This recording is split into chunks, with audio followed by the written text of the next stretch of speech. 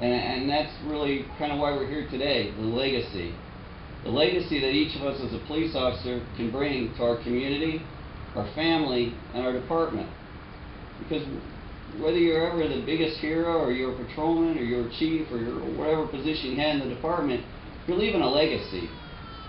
The people that you trained, the victims you dealt with, the calls you went on, even so much as the traffic stop. You're leaving a piece of who you are with that person. And we have a great monument here. This is incredible. I mean, you go around to other cities, they don't have this. We are fortunate that we had a group of hardworking men like Steve Amos, Tim Coons and stuff, and the others. I know there's a lot more involved. But that do this, that had this built for us in the city, so that families will always be able to come back here and remember that their loved one made a difference. And Dick McClure left a legacy. He was a great guy. This is harsh. But Dick lived very close to where I lived. So I'd take my kids for walks at night, and we'd stop at Dick and Sandy's house. My kids were little. They're 24 and 22 now, believe it or not. I don't look that old, I know. But we'd go there and we'd stop by with my dog and my kids, and Dick would walk my daughter back to his garden. And I can still picture it. He'd hold her hand, they'd have a little bucket, and they'd pick cherry tomatoes. And here's a guy that was a cop forever, but he was so gentle with my child. And they treasured that, and I treasure that memory. But Dick leaves a legacy.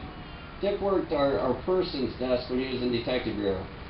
That's a special desk. You deal with child abuse, you deal with rapes, you deal with assaults, the bad stuff that happens to people, and he dealt with that on a daily basis.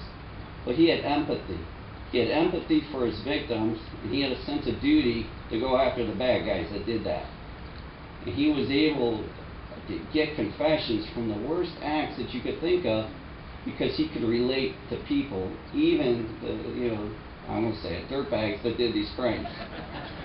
But he could do that because he knew that was part of his job to get the job done. So Dick's legacy is the victims that he helped over these years. It's his family that he leaves here. It's his wonderful grandchildren here. It's his widow Sandy. But it's the officers that he touched, that he trained, and that he dealt with on a day-to-day basis. So I'm proud to have worked with Dick McClure. I'm proud to have known him. I'm proud to have him as a friend. And like I said, it's a memory that'll never leave me. But that's Dick's legacy.